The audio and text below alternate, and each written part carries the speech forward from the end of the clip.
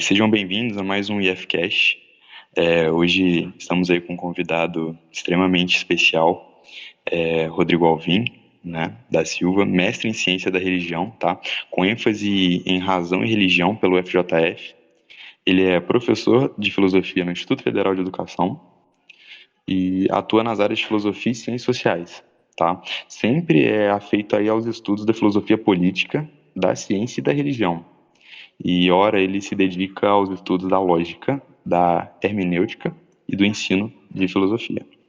Enfim, hoje o tema aí para muitos é um pouco curioso, né? Porque a gente chega a estudar ele no ensino médio, mas com o decorrer da vida a gente acaba esquecendo e ele sim tem uma importância ainda mais nos tempos atuais, né? Que é o estoicismo. Saudação aí ao nosso convidado, Rodrigo. Obrigado, gente. Obrigado pelo convite e espero satisfazer aí a expectativa de vocês. Ótimo, assim que a gente gosta. Seguinte, para a gente dar um cenário, um contexto, você poderia explicar para a gente um pouquinho o que seria o estoicismo, como funciona? Sim. O estoicismo tem origem histórica ali no contexto do pensamento helenístico, ou seja, naquele contexto em que Alexandre Magno ele acaba conquistando grande parte do mundo conhecido na época. E nesse contexto, nós temos um pensador, ele não é ateniense, mas vive em Atenas, chamado Zenão de Sítio. Zenão de Sítio, ele sofre influência do pensamento socrático, numa vertente de pensamento que se originou dele, que foi o cinismo. Lembrando aqui que cinismo, no caso, não tem nada a ver com o cinismo como nós o entendemos hoje, né, de maneira mais corrente. Cinismo vem de sin, no grego antigo, que significa cão, né? Simplesmente para lhes dizer que esta perspectiva de pensamento propunha, em geral, que o ser humano vivesse em conformidade com a natureza, ou seja, como um animal, como um cão. Então, nesse contexto, em Atenas, né, o Zenão de Sítio, ele se reúne com alguns da época e no desenvolvimento do pensamento deles, ele se reúne inclusive junto a um dos pórticos de Atenas. Isso é importante dizer porque estoá é outro termo grego que significa pórtico. Então ele se reunia ali numa das entradas de Atenas, não é, com seus discípulos, e pouco a pouco foi formando então esse pensamento que nós chamamos de estoicismo. É quase que indicando, né, aqueles que se reuniam nesse pórtico, né, para pensar, para conversar, para dialogar. Então, basicamente, assim, como introdução é isso, né? A origem histórica é exatamente esta. Perfeito. Assim, levando em consideração que a filosofia, né, helenística, ela é dividida entre o estoicismo, o epicurismo e o cinismo. Quais são as diferenças básicas entre eles, mais ou menos? Bom, eu incluiria aí também, vamos dizer assim, o estoicismo sim, o epicurismo, o ceticismo e o cinismo. Então, do cinismo, basicamente, eu falei de um modo geral, né? O cinismo tem uma origem anterior a essas demais vertentes. E influencia, então, no surgimento do estoicismo, como eu disse. Agora, tem o epicurismo, que foi um pensamento que tem esse nome exatamente porque o seu fundador chama Epicuro, né? Epicuro, ele também busca, como todas as demais filosofias aqui faladas, ele vai buscar a vida boa, não é? A vida boa, que seria a felicidade, embora ele proponha que a felicidade se dá através do prazer, né? Do prazer também entendido aqui de uma maneira bastante ampla, né? E não apenas como vai historicamente ser relacionado ao prazer físico, não. É o prazer no sentido mais amplo, né? No sentido de uma tranquilidade do espírito, uma tranquilidade da alma. E além disso tem o ceticismo. O ceticismo ele foi fundado por um outro pensador chamado Pirro de Elis, ele viajou, né, com algumas tropas de Alexandre, e conhecendo o mundo, ele percebeu esse relativismo, né, que existem entre as considerações acerca das coisas. E a partir daí ele vai formular um pensamento que conclui que nós não podemos ter certeza de nada, ou pelo menos certeza das questões, das grandes questões da vida, né? Nós podemos responder aos nossos problemas imediatos, mas não podemos pretender certezas absolutas. E daí que o cético hoje, né, é aquele que, portanto, suspende seu juízo acerca das coisas, né, e diz que de nada podemos ter certeza. Perfeito, perfeito. É muito engraçado, né? Porque levando em consideração hoje, quando a gente pensa em estoicismo, o pessoal já pensa em algo muito pessimista, né? Porque assim, porque é uma aceitação, né? Uhum. E assim, uma coisa engraçada, no caso, por exemplo, do cinismo, voltando, Certo. que fala de ter uma vida mais simples, né, de uma forma mais natural, digamos Sim, assim. sim, A nossa base hoje, levando em consideração o mundo materialista que a gente vive, né, sim. é muito engraçado essa relação de que quando se pensa no cinismo, por exemplo, se pensa em algo ruim, né? Porque a gente não consegue imaginar uma vida simples, né? Sem riquezas ou coisas tão estrondosas, né? Sim, sim. É interessante essa consideração acerca do cinismo, porque, né, uma pessoa cínica hoje é geralmente uma pessoa que diz uma coisa, né, e depois diz outra, ou que diz coisa e depois age não em conformidade com aquilo que disse, né? Então, muito próximo de uma pessoa que seja hipócrita. Mas, como eu disse, o cinismo original, ele propõe que nós vivamos em conformidade com a natureza. Então, por exemplo, o Diógenes, que era um cínico, né, talvez até o maior representante, né, do cinismo, e isso na prática, não é? Ele não desenvolveu, não escreveu nada, né, não desenvolveu pensamento teórico, mas a vida dele expressava uma maneira de pensar. E basicamente a maneira de pensar de Diógenes era exatamente essa: viver em conformidade com a natureza, viver como um cão. Então, por exemplo, ele não se preocupava com o que vestir.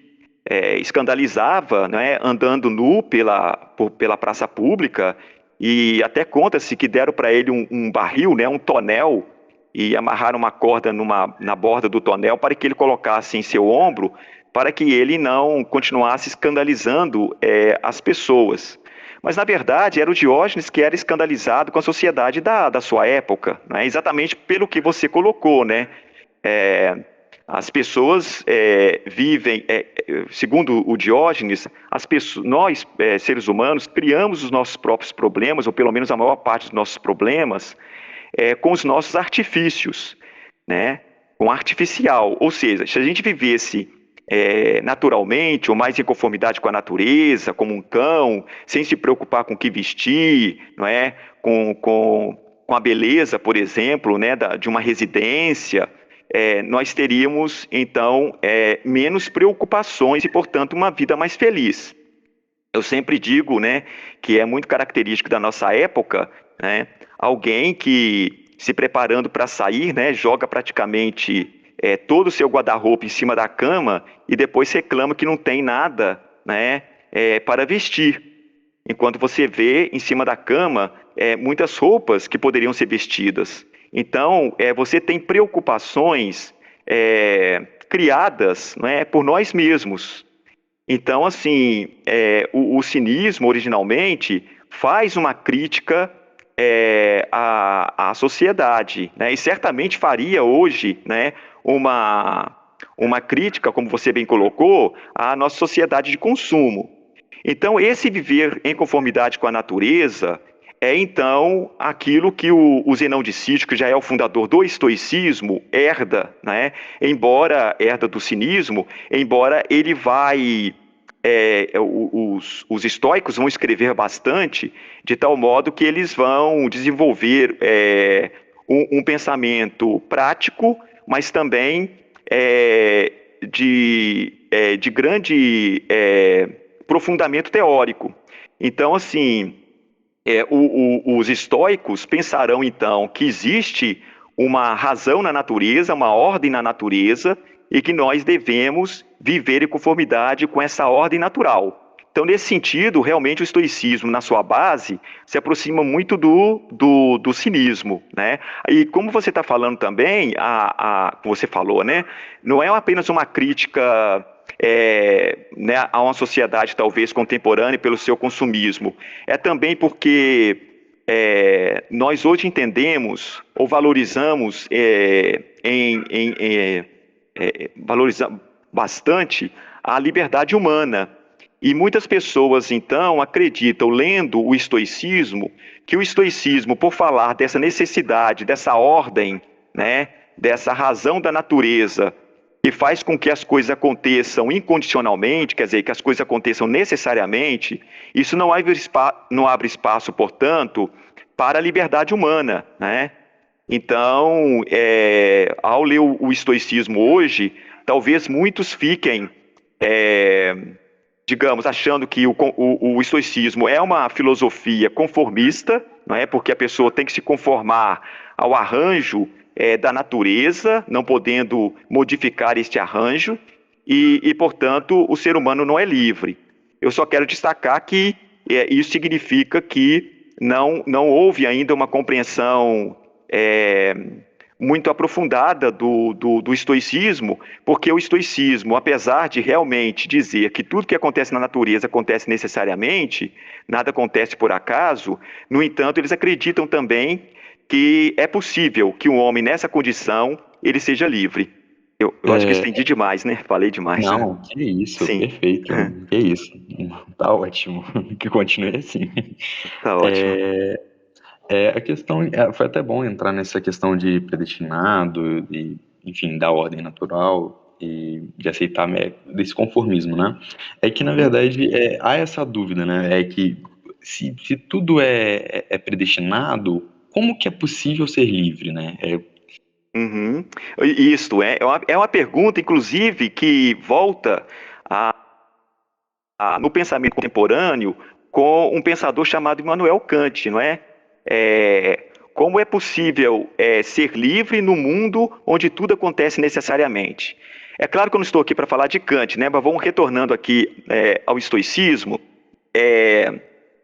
A liberdade humana no mundo onde tudo acontece necessariamente, ela está associada à compreensão dessa necessidade pelo ser humano, né?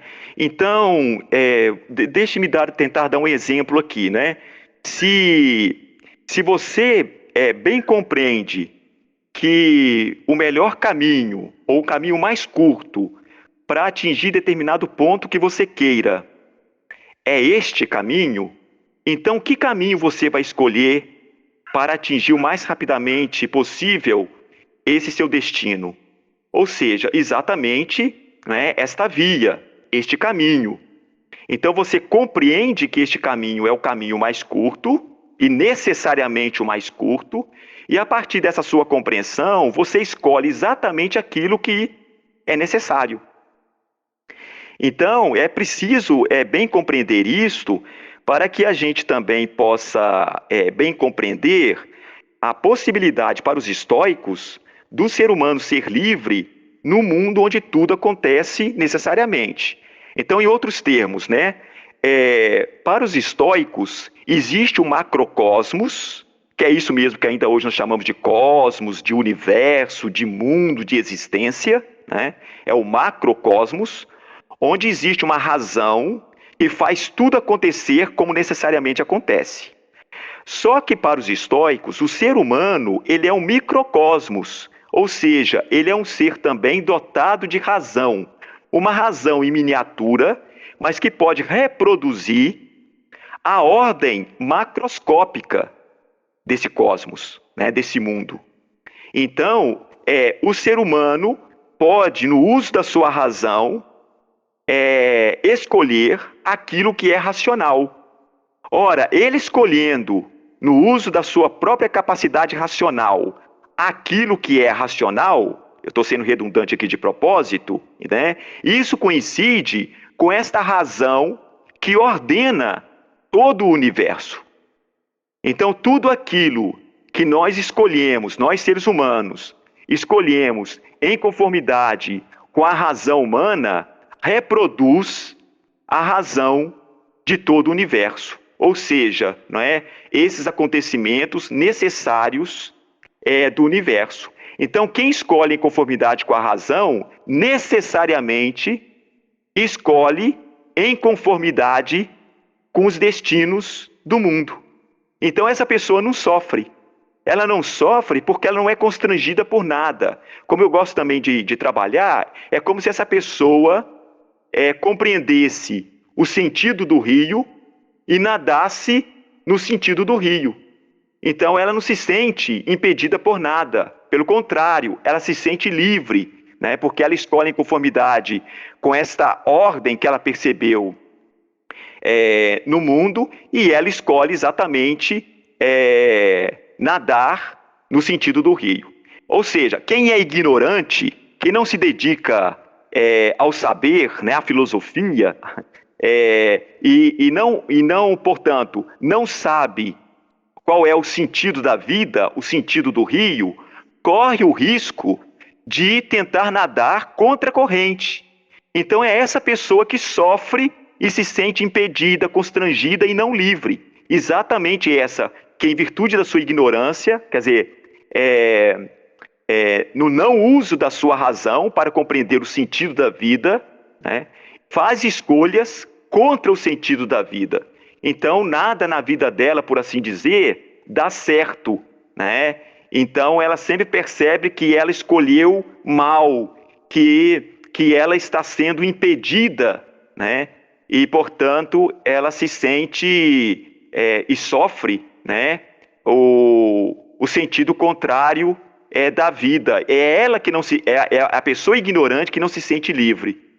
E, por fim, né, então, por outro lado, essa pessoa que busca a sabedoria, né, que busca compreender a necessidade do mundo, ela sempre escolhe, porque compreende essa necessidade do mundo, ela sempre escolhe a sua ação, né, na mesma direção em que a vida transcorre.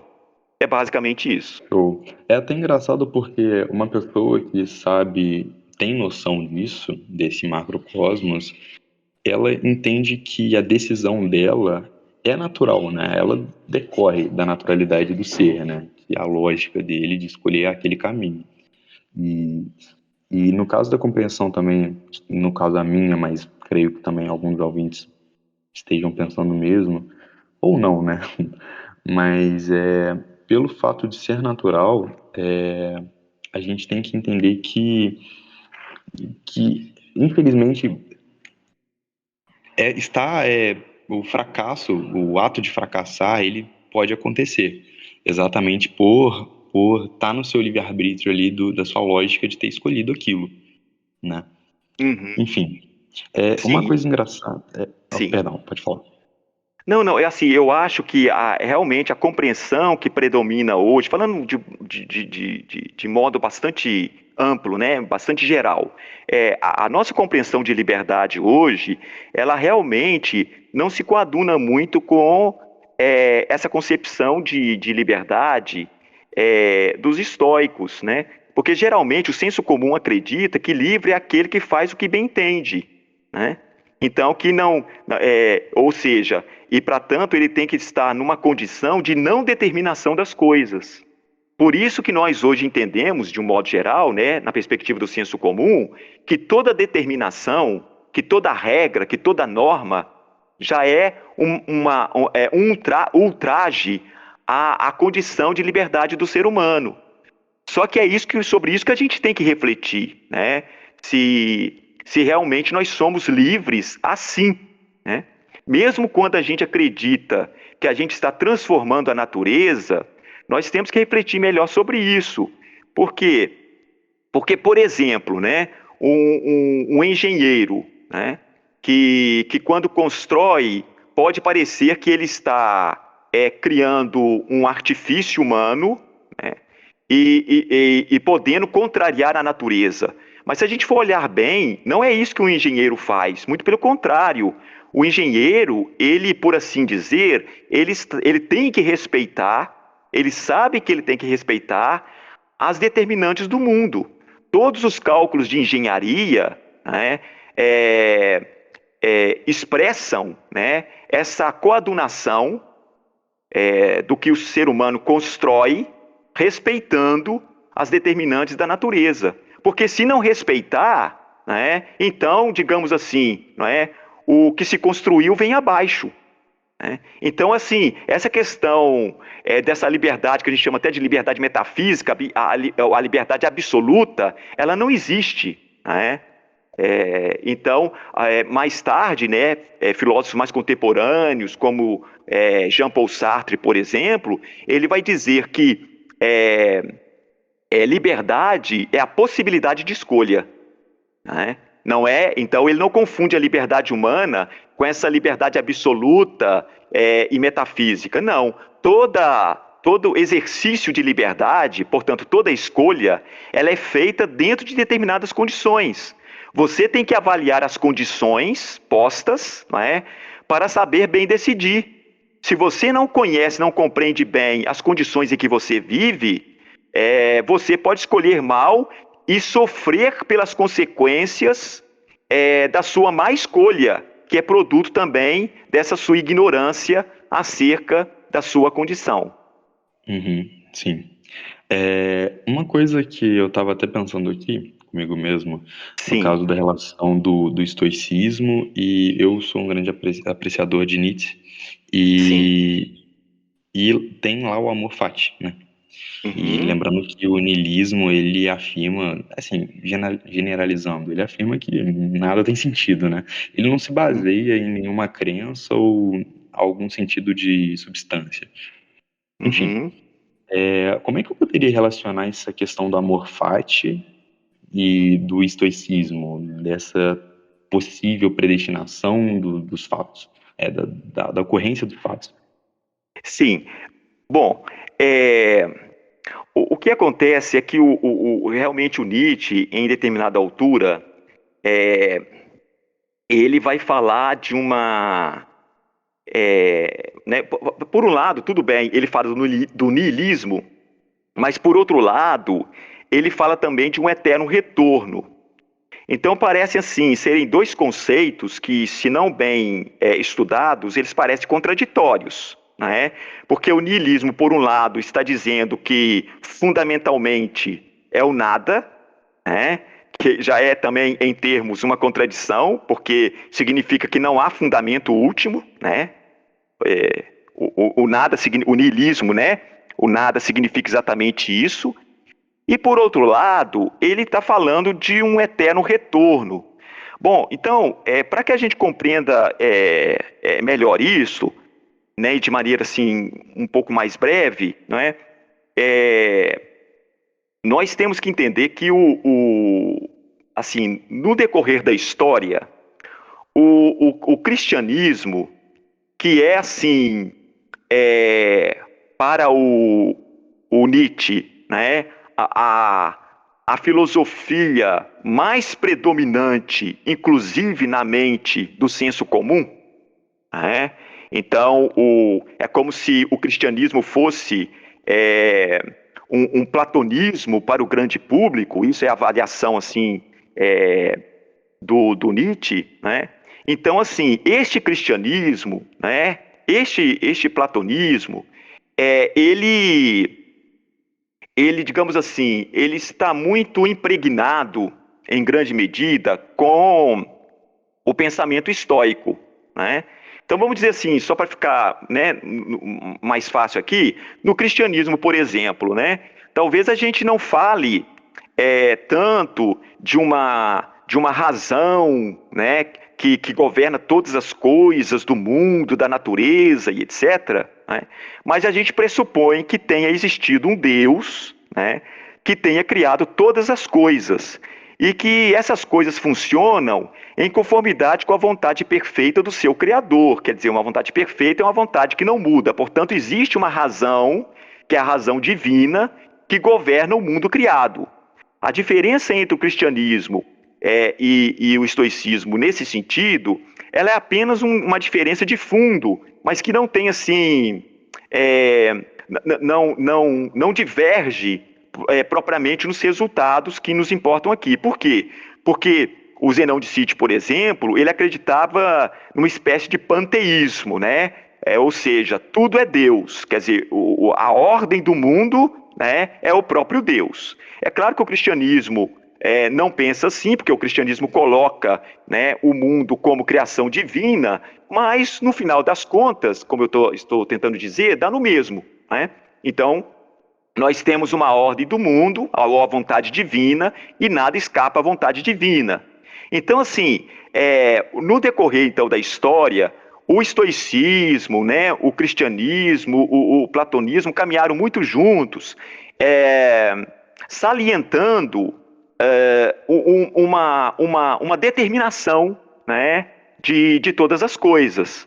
Então, aqui mais uma vez coloca em questão a possibilidade da liberdade humana nesse contexto, né? No contexto cristão, platônico e estoico. Então, o Nietzsche, portanto, ele vai se opor contra isso, né? O Nietzsche é um dos primeiros filósofos, por exemplo, que até se opõe a toda filosofia pretensamente sistemática, né? Porque a filosofia sistemática, como o próprio nome já diz, ela pretende ver o mundo como se fosse um grande sistema, e onde as coisas funcionam necessariamente como funcionam. Então, é rescaldo, né, de toda essa influência platônica, cristã, estoica, e o Nietzsche vem contra isso. E nesse sentido que o Nietzsche vai falar do niilismo, né, ou portanto, que não há fundamentalmente essa pré-determinação. Ele vai falar do homem que bem vive nessa condição, que é o que ele vai chamar aí de super-homem, né? Mas curioso é que, ao mesmo tempo, para combater toda essa tradição, o Nietzsche vai intuir uma organização de mundo que se dá pelo eterno retorno. O que significa isso, né? Então, para os cristãos, o nosso futuro já está, de certa maneira, não é? Dado. O nosso futuro já está, de certa maneira, dado. Por quê? Porque existe, na perspectiva do cristianismo, né, e o estoicismo fala o seu modo, o platonismo fala o seu modo, mas no caso do cristianismo, existe um Deus onisciente, quer dizer, um Deus eterno e que tudo sabe. Então, ele não sabe apenas do passado e do presente, ele sabe também do futuro. Então, o futuro também já está pré-determinado. E se assim é, então o ser humano não é livre. E um cristão ocidental, então, ele tende a não se acreditar livre, né? Ou ele abre mão da sua liberdade, coisas contra as quais, né? Coisas contra as quais o Nietzsche vai se colocar. Agora, o eterno retorno, né? Isso é o dado curioso para mim, ele também vem contra essa tradição cristã, platônica, estoica, de que tudo já está predeterminado. Por quê? Porque o Nietzsche fala que essas escolhas que nós fazemos aqui e agora, né, elas determinam, né, o que repetidamente acontecerá para todo sempre. Então vejam aqui, não é possível em Nietzsche nós abrirmos mão do nosso presente em prol de um futuro que seja na ideia de vida eterna, né? Então tem muita gente, muito cristão, que abre mão da vida, né, aqui e agora, né, e de uma vida que ele poderia construir, né, aqui e agora, né, e aqui ele sofre, né, na esperança de que futuramente né, ele há de ter garantido por Deus uma vida melhor. Né? Então, naquele dualismo, né, quanto mais você sofre aqui, mais você garante um futuro melhor, que é o céu. Para dizer de maneira bastante rasa, né, essa ideia aí do cristianismo, né, pelo menos no século de Nietzsche. Então, o que o Nietzsche coloca? O Nietzsche coloca que nós não podemos abrir mão do aqui e agora e da nossa liberdade de escolher aqui e agora em prol de um futuro. Por quê? Porque o próprio futuro é determinado pelas escolhas que nós fazemos aqui e agora.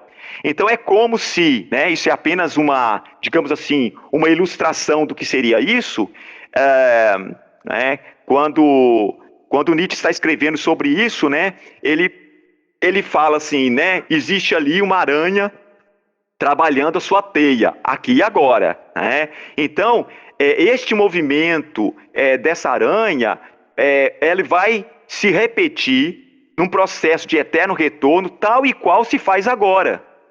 Então, o que significa? Qual é a mensagem que o Nietzsche está nos dando aqui? É dizendo, se você não faz escolhas agora, né, para lhe garantir o que você bem entende, né, você está se condenando para todo sempre em viver. Ele não usa a palavra infeliz, né? Mas me permitam essa palavra, né? Viver infeliz como agora. Né? Então são as nossas escolhas presentes que determinam a nossa boa vida. Então nós não podemos abrir mão do aqui e agora em prol do futuro, porque o aqui e agora é que determina o que nós vamos viver repetidamente, isso é o eterno retorno, por todo sempre. Então veja que a própria ideia de eterno retorno também é uma crítica àquele modelo de mundo, né, determinístico do cristianismo. Desculpe-me aqui, é um pouco assim, parece um pouco rebuscado, mas eu estou tentando falar assim, em poucas palavras o que, né, o entendimento de Nietzsche em relação ao amor fati e ao niilismo. Não, porque até mesmo em poucas palavras fica um pouco complicado, porque assim, as próprias teorias elas são muito grandes, né? São muito complexas. Exatamente. Só pincelar é bem complicado, mas a gente agradece Isso. de qualquer forma. Tá bem.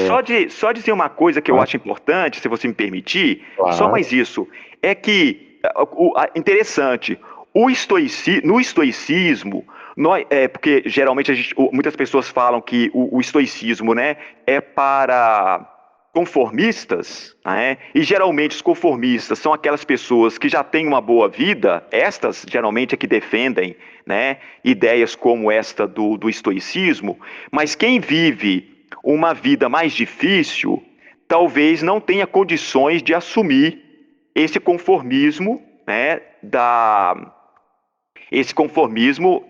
da natureza, né, sustentada pelos estoicos. Mas, e aqui que está o ponto, nós certamente tivemos grandes estoicos, como o imperador romano, que foi Marco Aurélio. Né? Marco Aurélio deixou escrito as suas meditações, que são claramente meditações estoicas. Mas aí vocês podem dizer, bom, é muito fácil, né, um imperador, né, defender uma filosofia aparentemente conformista. Mas nós tivemos também pensadores estoicos que não tinham vida, digamos, favorável, como teve Marco Aurélio, que é o caso, não é, do Epiteto. Epiteto era um escravo, não é? Até escravo de um secretário do imperador Nero. Né? E esse secretário era tão bruto quanto o próprio Nero, que numa certa feita ele quebrou uma perna do Epiteto. E o Epiteto, no entanto, ele defendia, né, esse pensamento, né, que é o pensamento estoico. Então eu acho interessante colocar isso, porque talvez lendo, né, a gente possa compreender melhor o que seja essa perspectiva filosófica. Sim, perfeito. Levando isso em consideração, né, como é que a gente conciliaria ali a ideia de que, tipo, temos o livre-arbítrio, né, com a noção de que nada é por acaso? Pois é, assim, eu acho assim, contemporaneamente, a gente, assim, eu estou falando assim, de um modo geral, né? Nós tendemos hoje a abrir mão desse determinismo, né? Ou seja, considerar que as coisas se dão aleatoriamente, as coisas se dão ao acaso, né? E que, portanto, uma vez assim, nós temos condições de influenciar, assim, eu estou falando assim de um modo geral, né? Nós tendemos hoje de escolha, né? Então, assim, nós abrimos mão então desse determinismo. O problema é que abrir mão desse determinismo tem consequências outras. Por exemplo, quando nós dizemos conhecer com segurança alguma coisa, é porque aquela coisa, ela se dá sempre do mesmo modo. Então eu sei como essa coisa se dá. Então eu estou dizendo com isso que essa coisa se deu assim antes, se dá assim agora e sempre se dará da mesma forma. Essa é a nossa expectativa. Então, para um conhecimento seguro e que gere em nós uma segurança existencial, é necessário que a gente pressuponha pelo menos um grau, né, de determinismo nos acontecimentos. Então, quando a gente também abre mão de qualquer determinismo para garantir a liberdade humana, por outro lado, então, ao abrir mão de todo determinismo, nós estamos abrindo mão também da possibilidade de nós, seres humanos, conhecermos com segurança alguma coisa. E isso reflete na nossa própria existência, porque nós, a partir daí, nós nos tornamos inseguros em relação à vida. Veja que nós estamos aqui conversando, acreditando estar em relativa segurança, porque nós acreditamos e temos a expectativa de que as coisas se deem, né, de determinado modo. Então, por um lado, nós acreditamos no determinismo. É quando a gente traz à baila a questão da liberdade, é que a gente fica realmente com esse problema, né? E acreditando que não há possibilidade de conciliação, né, de determinismo e liberdade humana. Então, assim, há uma tendência, quando se fala em liberdade, de abrir mão abrir mão do determinismo. Mas, como eu estou te dizendo, né, isso abre portas para outros problemas que a gente enfrenta igualmente, né, no pensamento, né, na cultura. Então, assim, isso não é questão propriamente resolvida, entende? Por isso que alguns falam, né, há questões filosóficas clássicas e que nos parecem permanentes. As respostas que nós vamos dando a essas questões clássicas no decorrer do tempo, elas podem variar, né, em conformidade com a própria variação das condições em que cada um está vivendo, né, culturalmente, historicamente, então nós podemos, como aqui falamos, né, como é que é isso em Nietzsche, como é que é isso no cristianismo, como é que é isso no platonismo, como é que é isso no estoicismo, no cinismo, né, mas estamos tentando dar, portanto, respostas diferentes a algumas questões que são as mesmas, como essa que você coloca, não é? Então, assim, né, a gente obviamente tem a nossa, né, uma posição própria, né, mas né, tem diferentes perspectivas filosóficas para a gente abordar essas questões. Mas você comentou isso Você acha, então, que existe uma questão de ponderação? É uma questão de ponderação a gente avaliar a nossa liberdade, mas também em momentos em que em pensar que nada é por acaso, no sentido assim, a gente se sente livre, a gente se imagina livre, a gente toma as nossas ações por um único motor que é a nossa vontade. Mas vamos colocar um exemplo assim do dia a dia. Por exemplo, um ente querido morreu. E assim, se eu quero pensar que eu sou realmente livre, É, porque o que acontece? Numa situação dessa, você, para se confortar ou confortar outra pessoa, você quer imaginar que aquela morte não foi em vão. Que alguma Sim. coisa de bom vai vir daquela morte. Mas Uhum. se ao mesmo tempo não é por acaso, então a vida daquela pessoa já não estava em liberdade, porque se a morte dela não foi por acaso, ela tinha um propósito. Se ela tinha um propósito, ela tinha um momento para acontecer para gerar aquele propósito.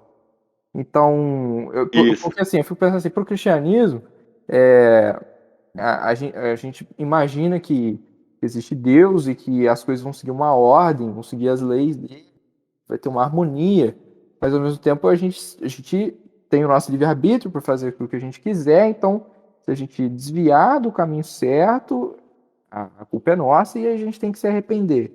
Mas como Uhum. que eu posso acreditar que existe essa harmonia e existe isso, mas ao mesmo tempo eu sou realmente livre, porque se minha vida tiver que servir para um propósito, alguma coisa, eu não sei se eu vou estar sendo livre. Interessante a sua consideração, porque assim, os estoicos já colocavam, né, desde lá o primórdio, que algumas coisas dependem de nós e outras não. Então, que a gente não deve fiar a nossa felicidade nas coisas que não dependem de nós. Nós só devemos fiar a nossa felicidade nas coisas que dependem de nós. Então, vamos dizer o seguinte: o caso da morte, né? É, a morte, como o fim último, né, de todo e qualquer ser humano, isso não depende propriamente de nós. O que depende de nós seria, por exemplo, os nossos desejos, né? Os desejos são meus. Portanto, eu posso moldar os meus desejos tentando ser feliz. Aqui no caso dos estoicos, é conformando os nossos desejos àquilo que está de acordo com as condições do mundo, né? Com as condições da natureza, com a ordem do universo. Agora, por exemplo, né, para não ficar apenas nessa questão da morte, títulos, cargos, né, são coisas que dependem de nós? Não, essas coisas não dependem propriamente de nós. Então, tudo aquilo, quer dizer, vamos tentar abstrair os exemplos, porque em determinadas culturas, né, até pode ser que as coisas dependam da gente. Mas tente imaginar, cada qual tente imaginar o que nas suas condições depende de você e o que não depende de você. Você não deve se preocupar com aquilo que não depende de você. Por que razão? Já dito, porque não depende de você. Então, se você for desejar que as coisas sejam diferentemente do que são, só lhe restará sofrer, porque não está na sua dependência determinar essas coisas. Então, vamos tentar nos focar, segundo os estoicos, naquilo que depende estritamente da gente, né? E construir a nossa boa vida, a nossa vida feliz, em cima daquilo que depende de nós. Bom, quanto assim, toda essa construção, né, para que a gente interprete a morte, tudo isto são realmente assim construções humanas, né? Então, só dar um exemplo, né? Um Sócrates, né? Então, assim, antes mesmo do cinismo, antes mesmo do estoicismo, o Sócrates, quando ele estava na véspera de tomar lá a cicuta, né? Que o levou à morte, ele refletiu sobre a morte, porque ele estava para morrer, né? E qual foi a interpretação dele? Duas hipóteses possíveis, né? E confortantes. Né? Ele vai dizer, ou a morte humana incide no nada, e, portanto, ele não tem o que temer, né? Porque a morte significa exatamente, né, que não há o que temer, porque você nada sofrerá, porque você deixou de ser, né? E isso é confortante, né, na perspectiva da morte. E uma outra possibilidade é que com a morte você vai, né, para uma condição em que outros que já morreram se encontram. E o próprio Sócrates via isso com bastante regozijo, porque ele acreditava que ele estaria reunido, né, com Homero, com Hesíodo, né, com aqueles grandes poetas, né, poetas e gregos, né, já falecidos, que também é confortante. Mas agora, se a gente perguntar, né, o que se segue à morte, né, nós não temos como demonstrar ou comprovar, obviamente, através da experiência, o que seja isso, né, ou que será isso. O Sócrates, ele acreditava num... Ele se imaginava reunido, mas falando assim, metaforicamente, ou ele acreditava num paraíso ou alguma coisa assim? Ele fala, vamos assim dizer, de um modo geral, os gregos, né, muitos gregos, e isso era até predominante, acreditavam numa região ou no mundo pós-túmulo, né, que geralmente chamavam de Hades. Depois esse Hades ficou parecendo que era apenas um inferno, né, mas isso é uma interpretação posterior da tradição cristã, né, porque a tradição cristã coloca de um lado o céu, de outro lado o inferno, depois disseram também de um purgatório, de um limbo, aquela coisa toda. Mas entre os gregos antigos, de maneira predominante, né, falava-se realmente de você atravessar o rio, lembra lá? Né? De você pagar o barqueiro, né? E qual é a moeda que você paga o arqueiro, o barqueiro para atravessar o rio, né? Quer dizer, dessa vida para outra, né? Com as suas boas ações, né? Aí vai ter toda uma construção né, de ética, né, do comportamento humano devido, né, para que você possa fazer uma boa passagem. Então existia já no tempo de Sócrates uma compreensão bastante popularizada, né, mítica, nesse sentido, né? Agora, filosoficamente, essas coisas, essas narrativas, né, elas vão também elas vão ser ocupadas pelos filósofos, né? Mas tudo, no final das contas, fica assim em aberto, né? Em aberto. O próprio, por exemplo, para pegar esse filósofo contemporâneo que eu já citei, né, pelo menos que abriu a contemporaneidade, que foi o Kant, né? O Kant fala que deve existir uma vida após esta, porque nem tudo aqui termina justamente, né? Então, vamos dizer assim, grosso modo, né? Tem gente que faz o bem e vive e morre mal. Portanto, tem que ter uma vida pós-túmulo que compense e faça justiça a essa pessoa. Como tem pessoa também que faz o mal, né? Mas vive bem, vive longamente e tem uma vida, uma morte assim, tranquila, né? Então é necessário também que, se a justiça não se deu nessas condições atuais, que ela seja reparada, né? E que o equilíbrio, a justiça, se dê no que a gente não conseguirá ver, né? Que é invisível a nós, que seria, portanto, essa continuidade, né? Da existência, de alguma forma, depois desse fenômeno que nós chamamos de morte. Mas veja que tudo isso são concepções interessantes de a gente levantar, de avaliar, né? E tem tantas outras, e a gente refletir sobre isso, né? É como a gente diz, na filosofia, às vezes a gente é educado muito a ter respostas definitivas para as coisas, e a filosofia está sempre dizendo que o importante mesmo é a gente problematizar as questões.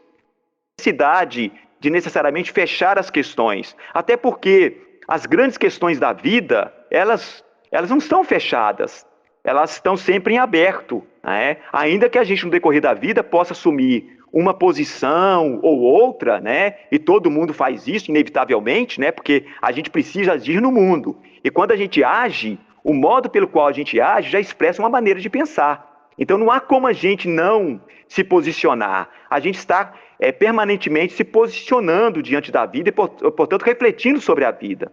Isso é a filosofia que importa, né? Não é essa filosofia tanto disciplina aí do ensino médio ou essa filosofia acadêmica, né? Isso é apenas uma instância, né, de reflexão. Mas a filosofia, ela se dá por todos nós a todo momento. É impossível não ser filósofo nesse sentido aqui.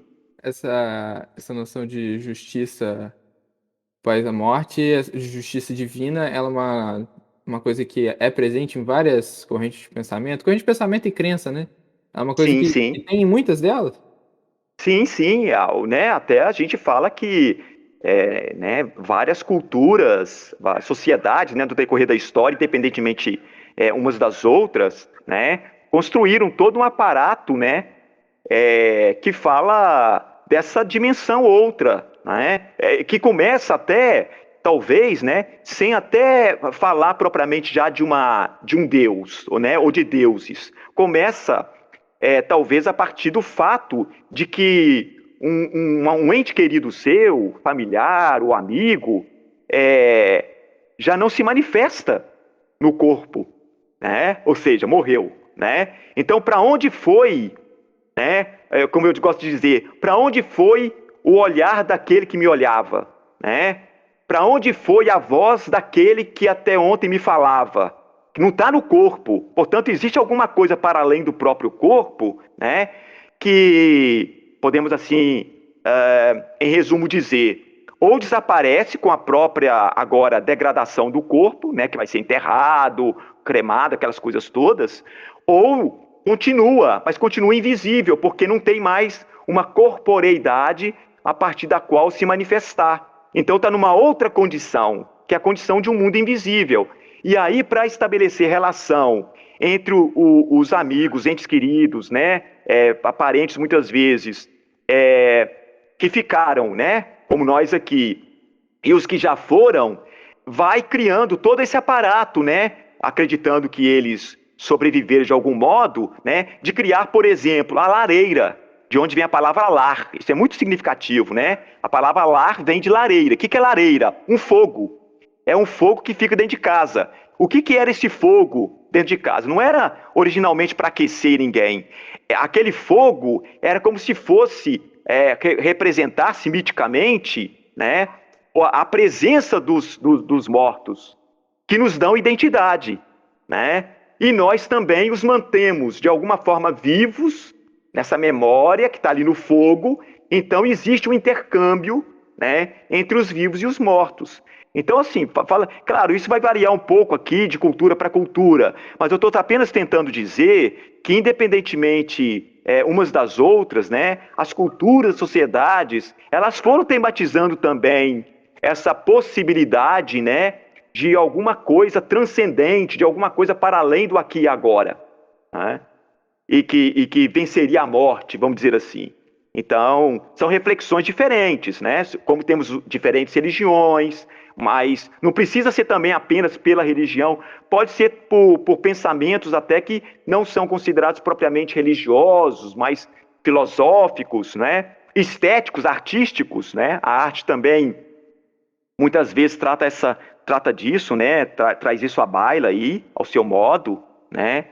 Os romances, as narrativas diferentes, né? De narrativas. Enfim, é isso. Mas essa coisa assim, de justiça divina, essa propagação da ideia de justiça divina, é, você acha, assim, uma pergunta mais pessoal, que isso é uma lógica? Existe a lógica que sustenta, que faz sentido o mundo ter algum mecanismo de justiça divina? Ou isso é mais uma coisa de educação, de manutenção de ordem? Você pensar, olha, talvez a justiça desse mundo não vá funcionar para você, mas é melhor não se arriscar porque vai ter uma outra justiça e dela você não vai fugir, não.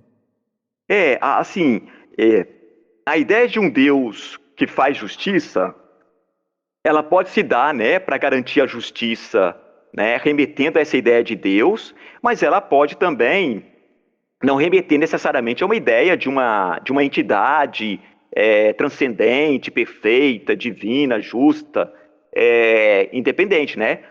A questão da justiça, ela pode ser pensada também como de maneira sistemática, vamos dizer assim, né? Imagina um sistema que funciona muito bem. Então, digamos assim, qualquer comprometimento de uma parte qualquer, ela tem que ser reparada, né? Para que todo o sistema continue funcionando bem, para que todo o sistema continue perfeito. Então era mais ou menos isso, apesar de que Kant, né, o que eu citei aqui antes, né, pessoalmente ele era um cristão, né, até de uma tradição cristã muito moralmente rígida, que era o pietismo, mas de qualquer maneira, assim, dá para pensar essa necessidade de justiça independentemente da existência de uma entidade divina. No entanto, né, a gente também pode pensar na garantia dessa justiça através, né, desse juiz, vamos dizer assim, supremo, que seria Deus. Então, assim, agora, né, mas tudo isso são construções teóricas, né, religiosas ou filosóficas ou de qualquer de que perspectiva for, mas assim, são construções, né? E aí algumas pessoas aderem a uma compreensão desse tipo, outros aderem à compreensão daquele outro tipo. Então, assim, e é uma visão otimista, né? No sentido de que tudo será reparado. Porque você pode também ter uma visão de que as coisas são injustas mesmo, e que as coisas, né?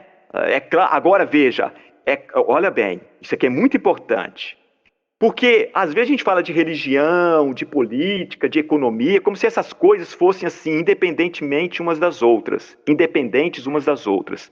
E na vida, né, e na cultura humana, as coisas não são independentes umas das outras. Então, muitas vezes, toda essa concepção religiosa, por exemplo, da existência de um Deus que faz justiça, é para garantir, não apenas posteriormente, mas para garantir aqui e agora uma determinada ordem, né? Sim. Então, Aham. acreditava-se o seguinte: se não existe, então, se tudo é ao acaso, então eu faço o que bem entendo. E cada qual vai fazer, não é assim? E cada qual também vai fazer o que bem entende. E aí é o caos social, né? É a anarquia intelectual, e aí é a insegurança completa de todos. Então, muitas vezes, para garantir uma ordem social, política, econômica, usou-se dessas concepções religiosas, filosóficas, né? Para isso. Veja a igreja católica, né? Dita católica, que é a igreja cristã mais, digamos assim, né, que pelo menos que nos chegou até hoje, mais antiga historicamente, né? O quanto ela não se envolveu com responsabilidades políticas, econômicas no medievo. Quer dizer, ela deixou de ser uma comunidade, né, que professava uma visão religiosa de mundo simplesmente para garantir também a reconstrução do que mais tarde nós chamaríamos de Europa, né? Lembra das invasões bárbaras, né, no Império Romano e aquelas autoridades públicas romanas sendo sacrificadas, né, mortas pelas diferentes comunidades bárbaras. E aí né, foram as autoridades religiosas, até então apenas religiosas, que começaram a assumir essas responsabilidades políticas, né? E mais tarde, o que você vai ver? Né? Vai ver uma inquisição, né, que poderia ser apenas algumas perguntas e respostas no âmbito ali de uma comunidade religiosa, não, se torna o próprio tribunal de justiça, né, da sociedade. Né? E vai ter ali as penas, né? E aí vem aquela época do terror lá, da dita Santa Inquisição. A gente já fala assim exatamente para mostrar aí a contradição, né? Santa, mas Inquisição. Uma Inquisição a gente associa, embora isso não seja propriamente do medievo, está mais ali localizado no início da modernidade, mas foi naquele momento mais mais assim, difícil, né? Porque estava havendo a cisão entre católicos e protestantes. Então, tanto católicos quanto protestantes foram às caças às bruxas, né? Ou seja, a quem não estava de acordo com a sua visão visão religiosa de mundo, né? Que se traduziu também em efeitos políticos, econômicos, sociais, né? Artísticos também, e etc, etc. Então as coisas, no fundo, elas estão muito assim, né? Misturadas umas às outras. Né? Então é isso. Já entrando aqui nessa questão de reconhecimento da ordem no universo, né? Sim. Uhum. E, tipo, há uma predestinação, haver uma predestinação, né? Ela leva à conclusão de que necessariamente existe um Deus, né? E se ele é um ser, sim, ele é um ser consciente, né? E que tem alguma moral, ou apenas lógica existencial. Guardando as proporções devidas, né? Ele seria um ecossistema, ele seria o ecossistema. Sim, pode ter, assim, vamos dizer, isso, como você disse, né, guardadas as devidas proporções, talvez a ideia de ecossistema, ela queira e reproduz de algum modo, né, essa ideia de que existe uma ordem no cosmos, né, uma ordem no mundo e que nada se dá ao acaso, né? Então, quando você vê, né, os biomas, e tentando, né, há toda uma luta aí, né, de diferentes grupos para manter, né, o ecossistema, os biomas, aquela coisa toda. Ora, e tudo isso tem a ideia aí de sistema, né? Você veja no momento da nossa formação escolar, né? Quando a gente estuda lá a cadeia alimentar. Então, veja, a gente aprende cedo, né? Isso é um pensamento, uma concepção sistemática. Se a gente compromete, né, um elo da cadeia, a gente está comprometendo toda a cadeia. Né? Então, o fato né, ao comprometer um elo da cadeia, você acaba comprometendo ou colocando abaixo toda a cadeia, isto certamente expressão de pensamento sistemático.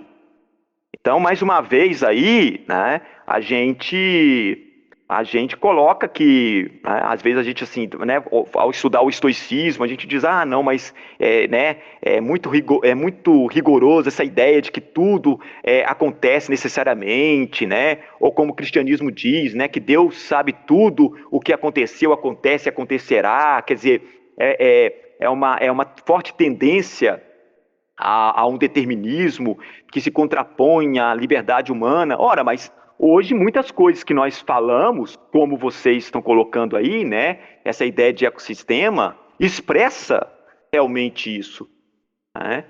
Então, eu vou colocar assim de maneira meio chão, né? Mas que direito nós temos, né? Que liberdade nós temos, vamos dizer assim de maneira radical, né? Ao modo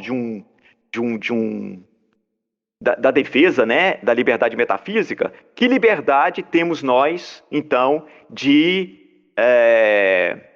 intervir na natureza, né, e comprometendo o seu funcionamento, vamos dizer assim, né, que é o que está aí nas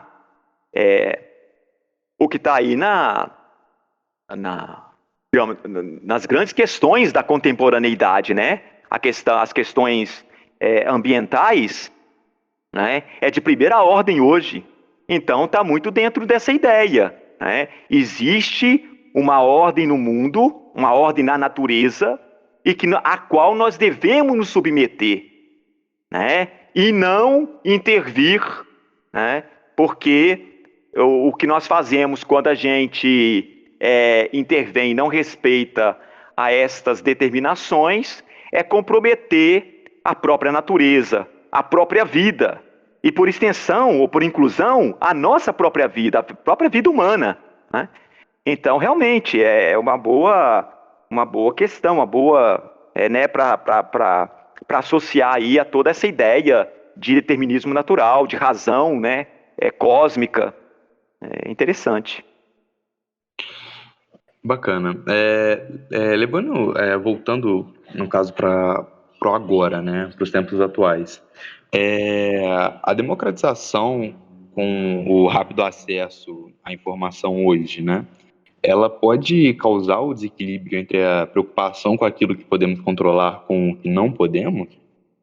Sim, sim, entendi. Bem, de fato, a gente tem acesso a informações hoje de coisas sobre as quais nós não temos qualquer possibilidade efetiva, né, de influência, né? Então, quer dizer, aí é assim, tem muita coisa aí, porque numa visão pragmática, né, então a gente tem que agir, a gente tem que fazer, né? Enfim, então, partindo desse pressuposto, com muitas informações, a gente acaba se preocupando com muitas coisas e com muitas coisas que estão assim muito distantes de nós ou da nossa influência, né? Isso acaba nos trazendo preocupações, quer dizer, a gente acaba se ocupando de coisas sobre as quais nós não podemos ter nenhuma intervenção, nenhuma influência, vamos dizer assim, né? O que resta, portanto, é a preocupação pela preocupação e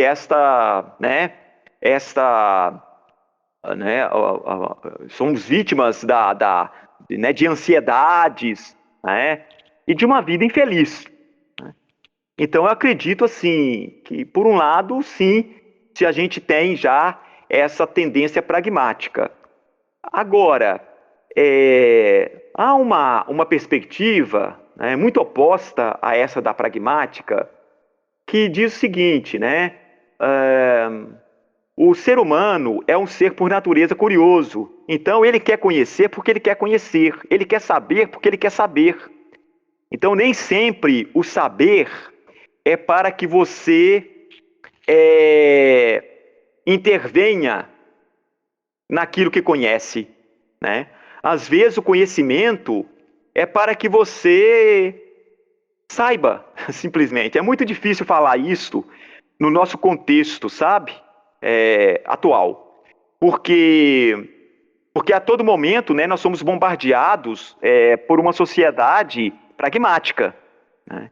Então, o que você vai fazer com isso?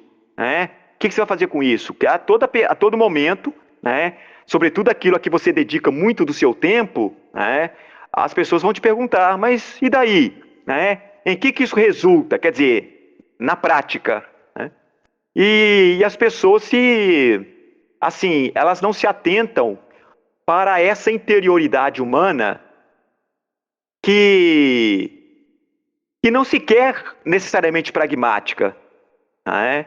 Você quer saber porque você quer saber, você se sente feliz em saber. Né? Ou seja, o saber já é a própria finalidade do saber. Né? Não é saber para uma outra coisa além do saber. Isso está em meio assim, não está muito em voga no nosso tempo, então é até mais difícil a gente falar sobre isso, né? Mas então acredito assim que muitas dessas informações, né, dessa enxurrada de informações, pode gerar realmente assim ansiedade, depressão, né, e outros males graves e acentuados no nosso tempo, porque aquilo de algum modo lhe aflige, mas ao mesmo tempo, e você se preocupa com aquilo, como se você pudesse fazer alguma coisa, sendo que você nada pode fazer. Né? Então, assim, com essa pergunta colocada assim, é o que eu consigo ver neste momento. Rodrigo, Sim, você comentou anteriormente, e isso é uma coisa que eu já tinha em mente, pesquisando sobre o estoicismo, tudo me parece que o que você mesmo falou, o estoicismo ele tem essa não é preocupação, né? Mas ele prega como um valor essa coisa dos fatores internos e dos externos, né? sim, sim, E assim, tentando ver a coisa de uma forma mais sensata, eu imagino que quando ele diz para a gente não se focar muito nos fatores externos, no sentido de causar tudo sim. isso que você falou, de preocupação, Uhum, ansiedade, depressão, uhum, também não é numa coisa de você se alienar e você só voltar a sua mente para aquilo que está perto de você, né? Porque, como você falou, por sim, natureza o ser humano ele é curioso. E eu tendo a acreditar que ao longo da história essa curiosidade permitiu a evolução do ser humano como um todo, porque você ser curioso pode acabar te dando acesso a informações que podem te salvar. Um, uhum, um exemplo do que eu tô querendo dizer, por exemplo, a gente vê aí nas notícias hoje, com a internet, vem tudo muito rápido, e a gente sabe, por exemplo, da situação do Afeganistão. A gente sim, vê o que acontece lá, a gente tem empatia pelo povo de lá, teme por eles, mas a gente não sim. pode, aí eu imagino que assim, o estoicismo vai ver que, tipo, você não pode ficar mal de verdade, assim, por isso, porque não é nada que é, você possa fazer para mudar a situação de lá. Você sente empatia, Uhum. você sabe que aquilo é ruim, mas você não pode se contaminar com esse sofrimento, porque você não há o que ser feito, não é isso? Aham, é porque, veja bem, o termo alienação, ele já mostra que aquilo tem uma ligação com você e essa ligação foi rompida de algum modo, né? Você se desassociou de algo que está associado a você. Então, realmente, assim, é, realmente essa apatia, não é? Ou essa ataraxia, são termos, assim, gregos, né, da língua grega antiga, mas que significam uma certa, assim, indiferença, né? Pathos significa sofrimento, tá? De onde vem também o ato de sofrer, de ser passivo, né? Sofrer a ação de outrem. Mas assim, o apatos, a apatia, significa você não sofrer com aquilo, né? Você não se deixar atingir por aquilo. Até porque, como você, né, também repetiu aí, aquilo não tem a ver com você. Mas, se tem a ver com você, é claro que também não é dessa forma que os estoicos estão preconizando que você, digamos, não sofra, né? Não, aqui no caso do exemplo dado para você, por vocês, quer dizer, não se informe acerca do que está se passando, né? Então, por exemplo, né, se você coloca que, olha, está acontecendo no Afeganistão, né? Por um lado, realmente, né? Estou distante, né? É difícil eu sair daqui para fazer alguma coisa em outro estado do Brasil, inclusive em outro município de Minas, né? Muito mais eu fazer alguma coisa para minimizar, né, aquela situação ruim que os afegãos estão vivendo.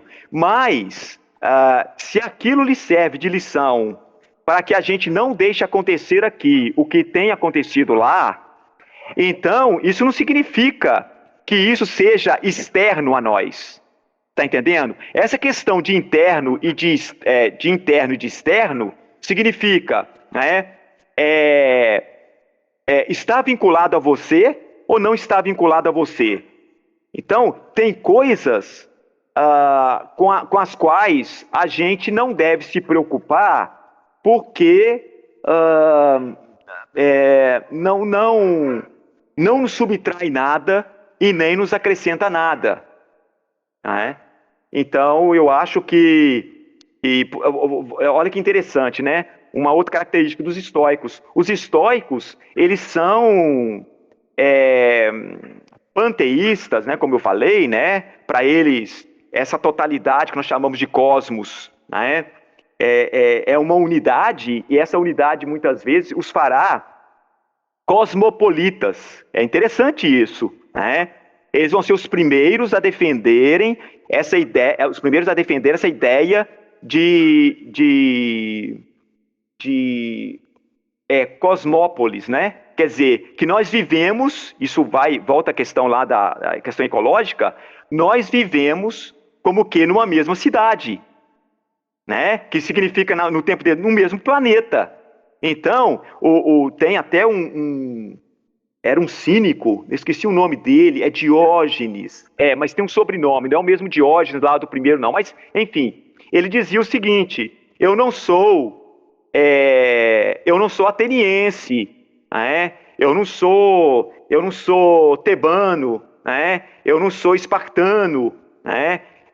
Eu sou, né, digamos, cidadão do mundo. Então veja assim que nesse sentido as coisas estão todas vinculadas umas às outras. O que é importante de mencionar do ponto de vista moral é que é isto, né? De tudo, tem coisas que lhes são internas no sentido de que depende de você. Você pode fazer alguma coisa, né? Ou determinar tal coisa. Tem outra coisa que você não tem como determiná-la, né? Então, para você garantir a sua felicidade, atente-se para aquilo que depende estritamente de você. Porque se você quer aquilo, você se dá. Se você não quer aquilo, você não se dá. Agora imagina alguma coisa que lhe é externa, nesse sentido, né? Que está dissociada de você e sobre a qual você não tem qualquer alçada, né? O que vai acontecer? Você quer aquilo, mas não tem como lidar, né? Ou aquilo lhe atinge e você não tem como evitar. Então, é isto, né? Então, por exemplo, vamos nos pensar aqui diante da morte, né? A morte inevitável, né? Então, como que você tem que receber a morte, né? A sua morte, o momento da sua morte, né? Recebê-la de maneira apática, né? Ou seja, com indiferença, porque chegou o seu momento. Dizer de uma morte estoica, por incrível que pareça, sabe o que significa naquela época, né? Morrer pela própria espada. Então você está numa guerra, né? Então, se você está em guerra, é porque você acha que o resultado da guerra depende de você. Mas quando você percebe que você perdeu a guerra, né? Para os estoicos, você não deve se deixar morrer pela espada inimiga, porque o inimigo pode lhe matar ou não. Se lhe matar, né, é terrível, né? Mas se lhe preservar a vida, você se torna um escravo dele. E, portanto, você já não é mais livre porque não vai depender estritamente de você. Então, o que eles propõem? Né? Que você morra pela própria espada. Né? Ou seja, perdi a guerra. Né? Ou seja, como se, falando da vida, eu perdi a vida. Quer dizer, chegou o meu momento. Né? E eu abraço a morte com tranquilidade. Né? Com essa ataraxia, com essa apatia, com essa indiferença, né? Com essa tranquilidade. Eu gosto muito do termo melhor, tranquilidade. Tranquilidade de alma. Então, pelo que eu tô falando, então, essa coisa dos fatores internos e externos também vale de interpretação, né? Tipo assim, qual exemplo do Afeganistão que eu dei? Até então, para mim, era uma coisa que era um fator externo. Mas se Sim. eu observo na intenção de não de tirar o que está acontecendo de lá como lição e não querer Sim. que aconteça aqui, aí deixa de ser um fator externo e passa a ser um fator interno, porque aí eu estou tirando de lá e transformando em algo que eu posso fazer de fato, que eu posso transformar em algo concreto que vai interferir na minha realidade. Vou colocar da seguinte forma, porque para ser mais rigoroso, né? em relação aos estoicos. Veja então. Aí depois, essa aplicabilidade é que é realmente assim, eu posso até opinar, né? Tentando opinar à luz dos estoicos. Mas se isso é realmente os estoicos ou não, já é difícil de dizer. Mas o que a gente pode dizer com segurança em relação aos estoicos? Para os estoicos, então, como nós dissemos lá inicialmente, existe uma razão, um logos no mundo. E as coisas acontecem em determinado com esse acontecem por determinação desse logos, independentemente da nossa vontade, independentemente de nós. Então o que eles estão dizendo, né? Olha, isso que acontece no mundo, né, atende à razão do próprio mundo e nós não podemos nada fazer. Agora, nós podemos cuidar de como essas coisas inevitáveis vão rebater em nós, em nossa interioridade. Você está entendendo? É como isso vai Seria a rebater mesma coisa com a morte, então. A morte ela é Isto. inevitável, mas o jeito que eu vou morrer não é. Isto, mas e o como você lida com a morte, isso depende estritamente de você. E o Isso jeito é de se você, lidar também, entendeu? né? Se você faz uma interpretação devida da morte e compreende que a morte é inevitável, você morre tranquilo. Agora, se você faz uma má interpretação da morte, a interpretação depende de você, e você faz uma má interpretação da morte como se ela pudesse ser indefinidamente evitada, você vai sofrer, meu filho. Por quê? Porque você vai envelhecer, porque você vai adoecer, e enfim, você vai morrer. Você vai morrer triste. Você sabe que Exato. o tempo está chegando e você está triste por isso, quando você só deveria aceitar. Exatamente. E aqui nós temos um grande tema contemporâneo também, né? Por exemplo, as pessoas querem viver muito, mas não querem envelhecer. Mas elas vão envelhecer. Ah, mas eu faço uma plástica. Sim, mas depois da plástica, continua, ou durante a plástica mesmo, continua o envelhecimento. Então, quer dizer, a própria plástica, ela tem um limite, ela pode dar a aparência de que você não tem tanta idade, mas o seu envelhecimento acontece, inevitavelmente. Então, veja, não seria melhor, ao invés de você tentar mascarar a sua velhice, que você refletisse e aceitasse esse inevitável? E aqui nós temos vários atores, né? Que lidam muito bem com a morte, né? Aí eu vou pegar assim, né? É do meu tempo, depois vocês podem também ver aí entre a geração de vocês, se vocês têm atores, né? Estou falando de atores porque são mais famosos, geralmente nos impressionam mais, né? Tem um ator ainda vivo, né? Chamado Robert Redford, né? Que era considerado no tempo dele jovem, né? Um símbolo né, de homem belo, aquela coisa toda e etc. E à medida que ele foi envelhecendo, né, e muitos dos seus contemporâneos artistas fazendo plástica, ele falou, não, eu não vou fazer plástica. Aqui são as marcas do tempo, as marcas da minha vida e etc. Ou seja, a maneira dele interpretar, que está na interioridade dele, depende dele, né, acerca do envelhecimento, lhe faz mais tranquilo e mais feliz diante da morte. E aqueles que fazem plástica muitas vezes são desesperados, né? Então vivem uma vida infeliz, porque aí faz uma plástica, mas depois tem que fazer outra, e depois tem que fazer outra, e depois já está completamente desfigurado, e aí você imagina. Então, assim, estou dando esse exemplo, gente, mas assim, claro, não são exemplos dos estoicos, né? Mas assim, é apenas para a gente tentar refletir o pensamento histórico, né, trazendo para um pouco para a nossa realidade, né, para o nosso tempo. Esses exemplos são bons porque ajudam a gente a conseguir balançar as coisas, né? Porque às vezes olhando isso aí. Só os conceitos de fatores interno e externo, e a gente, sem ter uma aplicabilidade, a gente não vai conseguir entender bem o conceito e chegar na felicidade que eles pregam, né? Perfeito, perfeito. A pessoa que ela, igual você falou aí, da idade, de mascarar e tudo, isso não acaba interferindo na própria personalidade? Você não se aceitar velho, não velho, né? Mas assim, você não se aceitar envelhecer, e isso será que não implicaria numa vontade de manter a mentalidade? Porque a mentalidade muda com o tempo, né? Quando você percebe que você está ficando mais velho, você entende que a sua mentalidade tem que mudar também. Isso aí tá. Assim, a sua questão, ela, né, nos traz até à mente, assim, pensadores outros, né, até mais contemporâneos, mas na perspectiva estoica, o que importa para os estoicos aí é que essa pessoa que não aceita o envelhecimento, ela é infeliz. Ou seja, olha bem, ela vive infeliz. Ela fica adiando a felicidade dela, uma felicidade que ela nunca vai alcançar.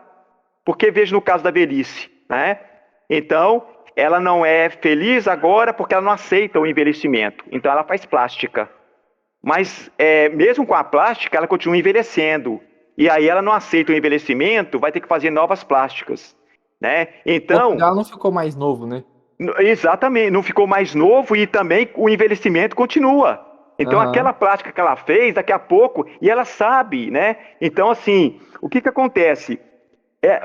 A trajetória da vida dela, o tanto que ela ainda vai viver, envelhecendo e, enfim, morrendo, é uma vida infeliz. Isso que é o problema. O outro Uhum. lá, que interpretou internamente, no que dependia dele, ele interpretou a velhice como inevitável, né? Ele transcorreu toda a sua velhice feliz. Ele foi feliz em todos os momentos da sua velhice. Ele não adia a felicidade dele, não é? Ele alcançou a tranquilidade de alma, tá vendo? Essa tranquilidade interna. As Aham. coisas externas a ele não lhe afligem. Não é que ele não perceba, é que ele interpreta, não é, como algo, digamos assim, necessário à vida, algo inevitável, né? Então, é essa reflexão breve que eu fiz, né? Eu quero viver muito. Ora, tudo bem, né? Isso, em grande medida, isso depende de nós, né? De cuidar né? De uma alimentação mais saudável, né? Em alguma medida, isso pode depender digamos, prolongar a vida da gente. Mas à medida que a gente vai prolongar a vida da gente, significa então que a gente vai envelhecer, né? É inevitável. Aí a pessoa quer viver muito, mas não quer ficar velha, né? Quer viver muito, mas não quer nunca morrer. Ora, ela está lidando com coisas que não dependem dela e sofre por essas coisas que não dependem dela. Então, Verdade. o cuidado é com a nossa condição interna, com as nossas interpretações, né? De como a gente vai deixar essas coisas chegarem a nós, né? Então, olha o termo sofrer. O que é o sofrer? Sofrer é ser passivo diante da ação de outrem, de algo externo. Algo externo é a gente e nós somos pacientes, né? Agora, quando você, no que depende da sua interioridade, não se deixa afetar, sofrer por algo que se dá independentemente de você, como aqui no exemplo é a velhice, né? Então você alcançou a tal da ataraxia, da tranquilidade da alma e, portanto, a felicidade. Agora, vamos voltar aqui, né? Vocês colocaram muitas coisas aí que são mais contemporâneas. Uma sociedade consumista, né? Que quer vender produtos cosméticos, né? Que quer vender cirurgias plásticas, né? Caminha contra tudo isso. Caminha contra tudo isso. E Uma infernizam a vida da tendência geral, gente, né? e isso através das propagandas. Vocês falaram aí das redes sociais, das informações, né? Isso. né? A informação é formação também. Então a propaganda forma-nos preocupados, né? Com digamos, com a face da gente envelhecida e está dizendo lá, né? Você não precisa passar por isso. Quer dizer, já, como se a gente já estivesse sofrendo por isso. Passa uma plástica, entendeu? Ou usa esse produto, usa aquele produto, né? E muitas vezes assim, né? Ou faça uma viagem, né? E gaste na viagem. Quer dizer, poucos vão remeter aqui isso não é uma questão externa, porque você não pode dar conta dessas coisas externas. É uma questão sua, interna. Você devia cuidar da sua alma, né? Para saber o que aquilo sobre o qual você tem ascendência, que é apenas a sua interioridade mesmo, e sobre aquilo que você não tem ascendência e que, portanto, vão se dar independentemente da sua vontade. Enfim, eu creio que cabe a gente entender mais sobre essa questão, é que, na verdade, o ser humano em si, ele sempre busca, né, a eternização, né? O que é algo que, infelizmente, a gente não consegue por hora, né? E por meios naturais aí é algo que é impossível pra gente. E essa busca por essa eternização acaba levando a gente a se submeter a esses processos, né? Sim. E, enfim, e é muito não é engraçado, mas assim, acho que o ser humano em si deveria tentar aplicar, né, a questão do próprio estoicismo na vida, pelo fato de ser uma prática saudável, né? E Sim. aceitar que, na verdade, nós somos humanos e que a vida é assim, né? Infelizmente, felizmente ou infelizmente, a vida é desta forma, essa é a forma natural. Você pode ser afetado pelas decisões que você mesmo toma, ou as maiores, né? Sim. As decisões do universo, né? Uhum. Enfim, com isso, acho que a gente pode concluir isso, né? E Sim, sim. até começar a encerrar o podcast, Sim, né? mas eu acho assim, realmente assim, nem tanto, né, é claro que eu estou fazendo aqui a defesa do estoicismo, que é o nosso tema aqui, mas assim, Claro. nem tanto o mar, nem tanta terra, quer dizer, o que eu penso assim, pessoalmente, né? Uhum. É, digamos, querer viver um pouco mais e nós atuarmos para vivermos um pouco mais, por exemplo, desenvolvendo tecnologias no campo da medicina, né?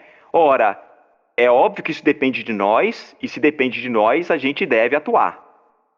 Agora, daí a gente querer viver para sempre, é aqui que está o problema, não é? Porque não há como viver para sempre. Veja que nós pensamos assim, né, de maneira ainda ficcional, mas as mudanças vêm acontecendo, né? Que, por exemplo, né, se você perder um braço, você vai ter um braço mecânico à sua disposição, né? Se você tem um problema no coração, vai se ter, né, um coração biônico aqui.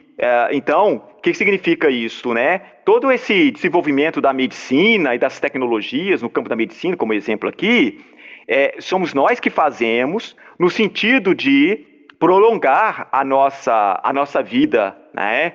E tanto melhor que seja uma vida com qualidade. Agora, para quem já coloca isso como certo, né?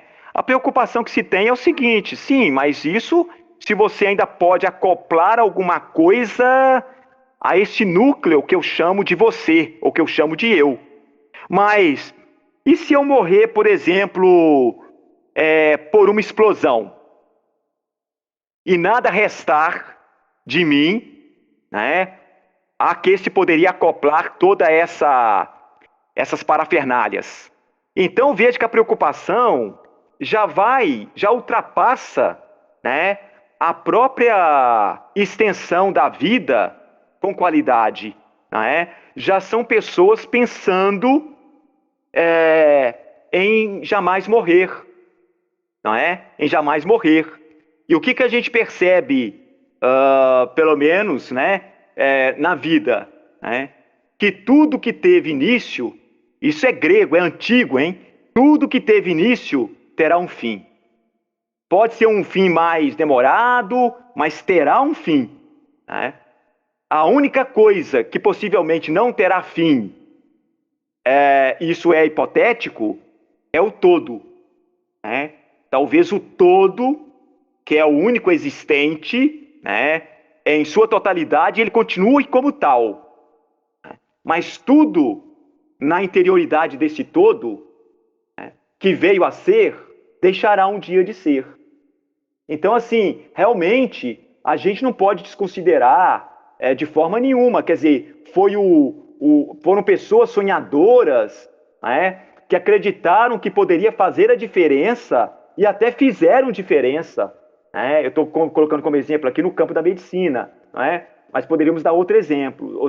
Quer dizer, a pergunta que fica é: será que se eu me tornasse um estoico, né, no sentido de conformista e resignado, será que nós teríamos alcançado muito do que nós alcançamos, não é, para melhorar a nossa qualidade de vida e qualidade de vida para a maior parte da população?